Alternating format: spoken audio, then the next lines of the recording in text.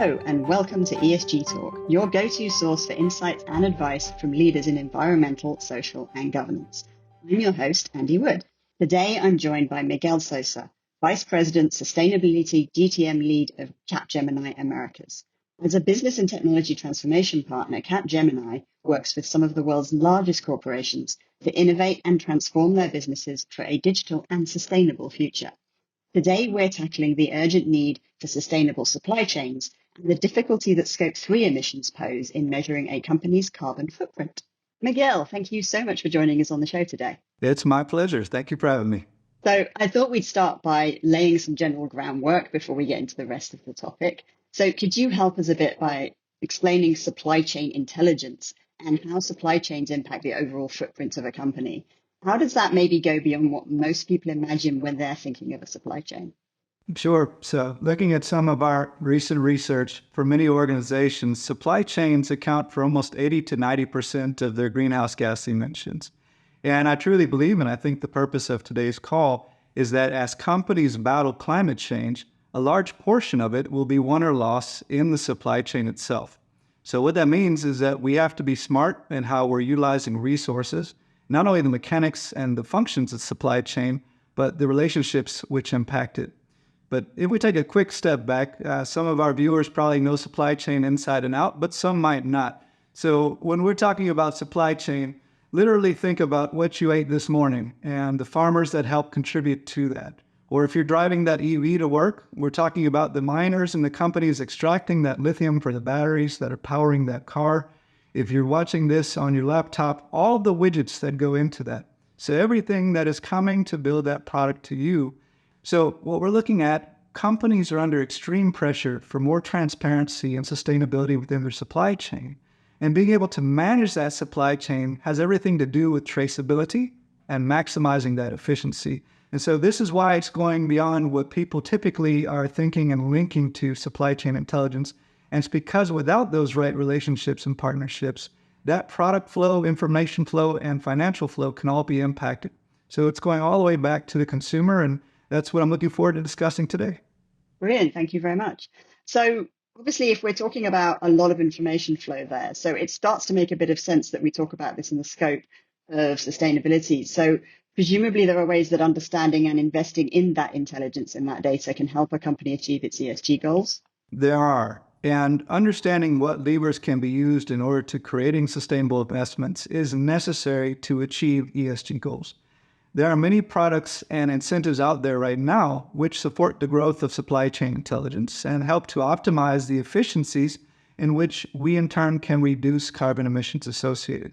So for example, taking advantage in the US of climate funding through the federal government, whether through the Inflation Reduction Act or others, or looking through pathways through sustainability-linked bonds, for example. And doing so and acting now is critical because we have an opportunity that is a bit time-bound to really move this forward through ESG reporting and otherwise. We're also seeing great opportunity to leverage AI and to quickly be able to churn through mountains and mountains of data to help us look through and identify more effective ways to solve for this. If I think back at one of the reports that I recently read from Capgemini, on average, 71% of organizations are measuring their Scope 1 emissions today. And again, those are those emissions that they are able to look at that come into the supply chain early on. So when we think about 71% of organizations measuring that, only 56% of those same companies are measuring their Scope 2 emissions. These are the electricity consumption that are coming externally. But only 22% of organizations are measuring their Scope 3. And that lack of measurement is causing concern because they often account, Scope 3, for the major share of an organization's total emissions. So if our goal in life and through community is to achieve these net zero targets we've heard everyone talking about and try to get there, we're going to need to speed up and get that data tap turned on. And developing a data strategy that supports net zero ambition and is able to help with calculating Scope 3, which is truly complex, is going to be critical. Yeah, absolutely. And sort of just before we get on to the next question, where we know there's a lot of increasing attention on Scope 3 emissions, but obviously the US isn't the only country that goes in this direction at the moment. Could you just explain briefly for some of the rest of our audience, maybe what the little bit of the differences between value chain and supply chain? Because we do hear the terms used interchangeably, but they're not quite the same. Sure. So when we think about supply chain, we're thinking about everything that moves, that's getting that product built, designed, and moved to you, the customer. The logistical piece, the sourcing of those materials, the creation of it, extraction, and then being able to bring that to you, the customer. When we think of value chain, it's everything that is about customer value. So what are the processes that we need to do to help educate consumers? What are we doing in terms of taking that consumer information and creating a product that they want? So, for example, if I go back several decades, when the philosophy of organic foods came into view, at that time you would go, my father's a farmer, for example. So we would go into markets and you would buy a tomato. And a farmer would look and say, what could we grow and what can we sell? And it truly was based on what people wanted to buy. When the philosophy of organics came into view, then consumer behavior began to shift. And as we thought about the value chain of addressing consumer behavior, now we're pushing that down to the farmer saying, hey, you know what? Not only do we want that beautiful tomato, but we want it to be organic. And the market in between were responding to those consumer behaviors. Then we had consumers that said, not only do we want organic, but we want to make sure that it's actually organic. And so we had the rise of certification processes. And we had the focus on transparency and ensuring that what you are buying as a consumer is actually being pushed down and made sure that's what it is. So value chain has the ability to affect supply chain. And if we don't look at those two interchangeably, then we struggle because you have a reaction that's not being met. And that's an important need that we need to address. Yeah, and obviously this is starting to explain, I think, why when we get into discussions about Scope 3, not only is there a great deal of attention on Scope 3 emissions, but why people look at the complexity there. So how do you see views on the sustainability of that value chain changing as we start to look at them from an emission perspective? Scope 3 is really tough. And I am saying hello to all the chief sustainability officers out there and all the other ESG leaders. I feel you.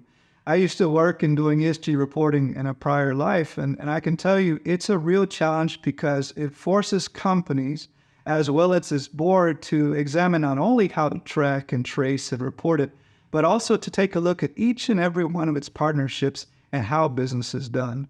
And going back to the farmer example, that might be pretty straightforward. There is one supplier and you can understand that. But take a multi-part piece of electronics, there could be hundreds, if not thousands of different suppliers. You're an automotive company as far.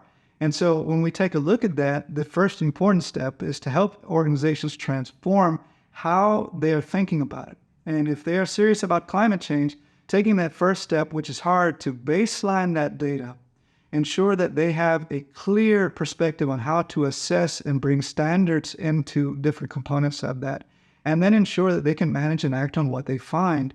And if companies don't have that layer of clarity and they don't have a way to manage, measure, as well as to interact with the supply chain and bring them along with them, then they're going to face challenges. We're seeing that again in the US with the latest SEC rulings. We're seeing that with investors that are focusing on ESG reporting, customers that, again, like organic foods, are beginning to push more on this. In Europe with CSRD, so we're beginning to see this across the board more and more so. And the goal is, how do we help bring our supply chain with us? So instead of penalizing, how do we help educate them so that they can take part and do the right thing? Because ultimately, a supply chain is responding to an end consumer need. And I believe that we can all do that together. It is a critical way of us addressing climate change together. It definitely is one of those things that feels very much like it benefits from being a community action. So let's assume that we're moving in that direction. Companies are really starting to engage their supply chain. Their suppliers are helping them. They're also providing them with that critical emissions data that they need in order to be able to understand what the Scope 3 emissions look like. How do they then typically set meaningful and realistic targets for reducing those emissions? Yeah, and that's a good question too, because taking the first step on the ladder is a hard one. So going through the steps in an organization to evaluate what is our goal, what data do we have today, then looking at how do we continuously aggregate that data and report on it, it's a big challenge. But it also gives the opportunity for businesses to see how they want to get their goals and how to get there and set their targets, and how to be realistic. If we look at Scope 3 today, there are a total of 15 categories.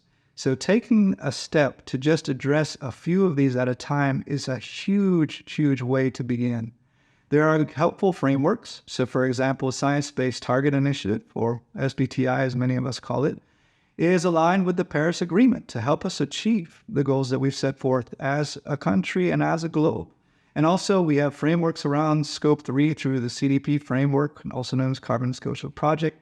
So there are frameworks out there whose sole job is to help companies say, where are we today? And there are many organizations such as ours that are there to help clients along that journey.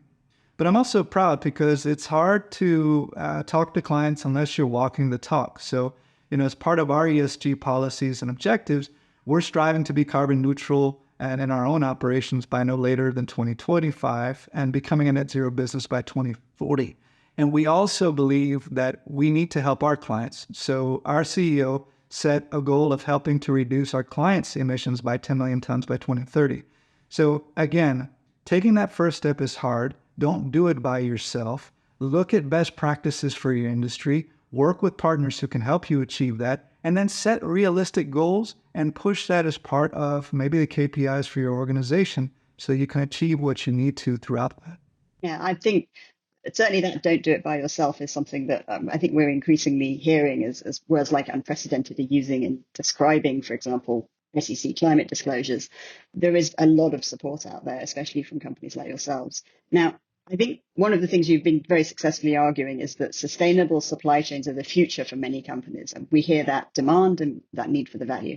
And they're becoming a pretty strong focus in the fight against climate change. But obviously, I think we've already started to touch on in a number of ways how a transition, from where we are now to understanding supply chains and to net zero is not always going to be an easy one. We've touched on some pretty common challenges, data and so on. What do you think are the biggest challenges that you see in making supply chains more sustainable? And to that goal to help your customers, how is Capgemini pushing through those to help their clients? I think some of the biggest challenges we see are the ability to push supply chains to being more sustainable. And the way that we're seeing the big challenges arise is that the supply chain is either very disparate, so you're asking to bring data from multiple different parties and systems. You're also dealing with supply chain partners that are at different levels of maturity on this. Some may never have had to focus on sustainability, and all of a sudden you're asking them for data about their electricity consumption, and they're saying, wait a minute, like that's not how we operate. So helping to bring them along and to help them to see ways to effectively and accurately capture that data is a big way and push to bring it on. At Capgemini, we are proud to be leaders in bringing data analytics reporting and modeling to our clients.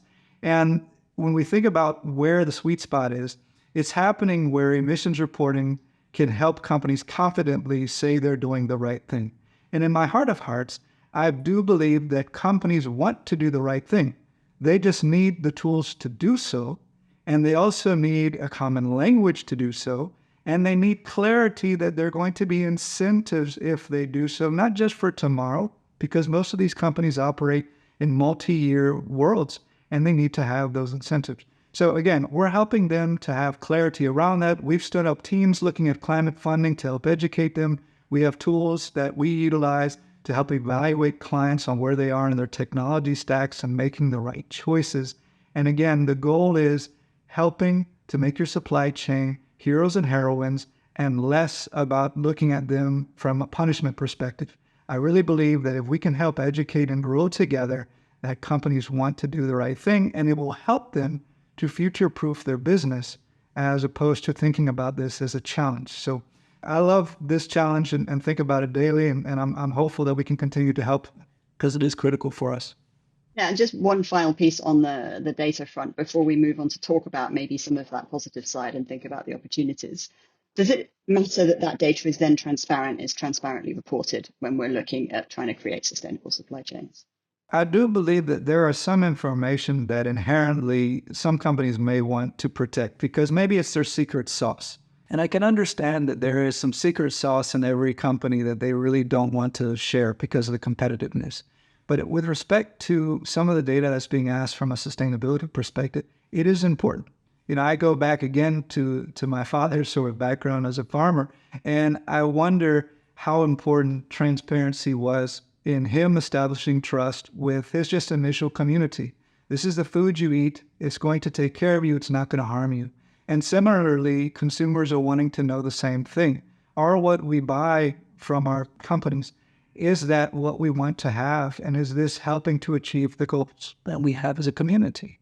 And unfortunately, again, I think we often struggle with whether we villainize this or we don't. I was talking with one of the CSOs and one of our aviation partners, and they were talking about the challenge of transparency around safety.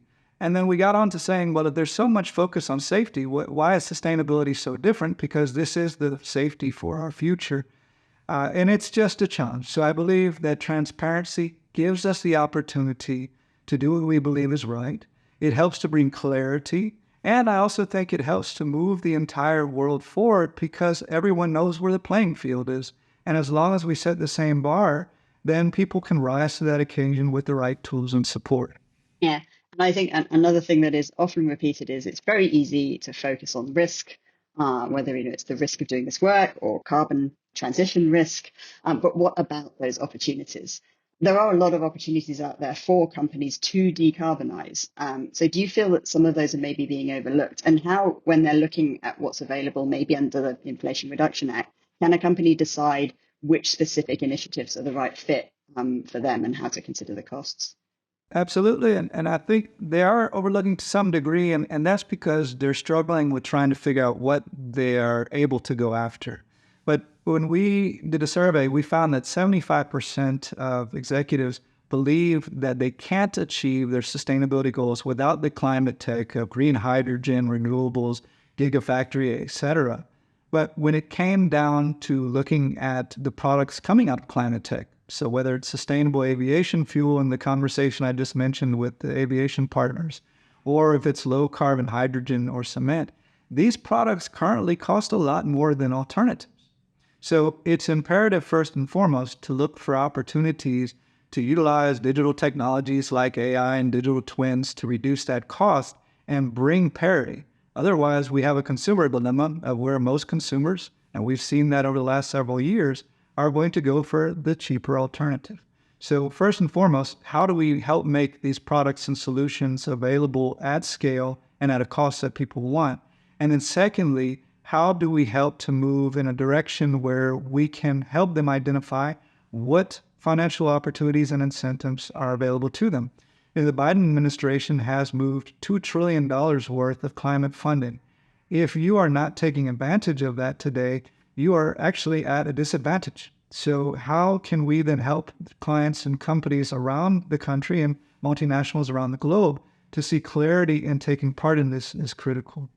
And finally, I think that it's important for companies to think about this less so as a cost to them, but more as if we invest in sustainability and we look at how to decarbonize and utilize these innovative technologies, it actually can be a revenue driver and help us compete, which is critical and is often not the way that we see. And it's something that we need to have a really true mind shift in order to get to. Now, that mind shift sounds like it's an absolutely perfect link into the next question, which is what is that path forward? So what do you think our next steps are collectively as we do move and we try and push for that more sustainable future? Well, we're seeing companies that are becoming wiser and they're hiring additional teams that are looking at some of these federal and state subsidies that we've just discussed. And again, it's not only to help them advance their sustainability goals, but to remain competitive in a world where if you can move these parts in part of your strategy, you have an advantage. And they also realize that some of these benefits are time-bound. So investments into renewable energy and reduction of carbon emissions is aligned to their values, and it needs to be also driven in a timely fashion in order to affect their business performance. Again, as I mentioned, we realize that we need to help our clients with this, so I've developed a go-to-market team that looks at climate funding and helps companies think about this long-term horizon and how do you map bringing these type of incentives into your longer strategy play and helping so that sustainability is really a part of business day-to-day and is not just an afterthought. Excellent. Thank you so much for joining us again today, Miguel. It's been absolutely fascinating talking to you. To our audience, thank you for joining us for another episode of ESG Talk, brought to you by Workiva, the world's only unified platform for financial reporting, sustainability, audit, and risk. If you're interested in learning more about the push for sustainability in supply chains, I highly recommend you check out another recent episode from Season 3, Building a Sustainable Supply Chain, which features Jeannie Renee Malone, Vice President of Global Sustainability for VF Corporation, and Tim Tenson, COO at TerraGenesis. In the meantime, if you've enjoyed this episode, please rate and review us on Apple Podcasts and subscribe to future episodes on Apple, Spotify, or YouTube. And we'll talk again soon.